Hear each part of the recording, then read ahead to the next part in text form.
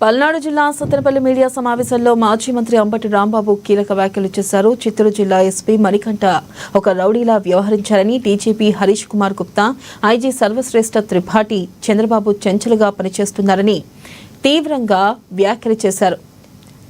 ఇక మాజీ సీఎం జగన్ పర్యటనలో పాల్గొన్న వల్లే పోలీసులు కేసులు పెట్టి నోటీసులు ఇచ్చారని, 1989 నుంచి ఉన్న నా రాజకీయాల అనుభవంలో ఇలాంటి విచిత్రమైన పరిస్థితి ఎప్పుడూ లేదన్నారు.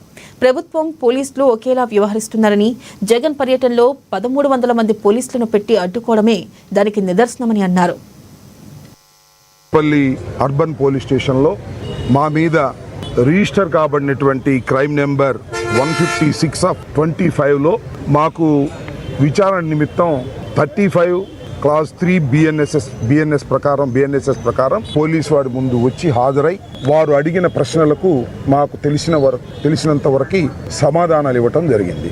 ఇది చాలా విచిత్రమైనటువంటి పరిస్థితి. నేను 1989లో రాజకీయాల్లోకి రావటం జరిగింది. అప్పటి నుంచి ఇప్పటి వరకు నేను రాజకీయాలను చాలా సన్నిహితంగా పరిశీలిస్తూ ఉన్నా.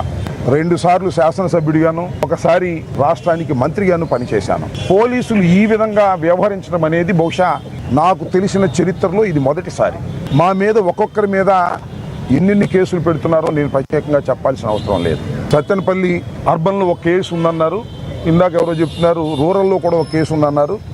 దానికి నాకు నోటీసు అందలేదు కాబట్టి నేను విచారణకు రాను అని చెప్పడం కూడా జరిగింది. జగన్మోహన్ రెడ్డి గారు సత్తెనపల్లిలో రెంటపాలకి నాగమల్లేశ్వరరావు ఆత్మహత్య చేసుకున్న సందర్భాన్ని పురస్కరించుకొని వారి విగ్రహావిష్కరణ జరిగిపోయింది. అయినా ఆ సమయానికి రాలేకపోయాను, మళ్ళా రావాలి పలకరించాలనే ఉద్దేశంతో వచ్చారు. వచ్చిన దగ్గర నుంచి ఈ ప్రభుత్వం, ఈ పోలీసు యంత్రాంగం ఎన్ని అబద్ధాలు చెప్పాలో అన్ని అబద్ధాలు చెప్తా ఉన్నారు. ముఖ్యంగా మొదటి అబద్ధం ఏమిటంటే నాగమల్లేశ్వరరావు పందెపు గాడని, పందాలు కట్టాడని, పందాలు కట్టి ఓడిపోవడం వలన ఆయన ఆత్మహత్య చేస్తున్నాడనేటువంటి మాట, ఒక దుర్మార్గమైన మాట మాట్లాడారు తెలుగుదేశం వాళ్ళు. మీ అందరికీ తెలుసు నాగమల్లేశ్వరరావు ఎలాంటి వ్యక్తో.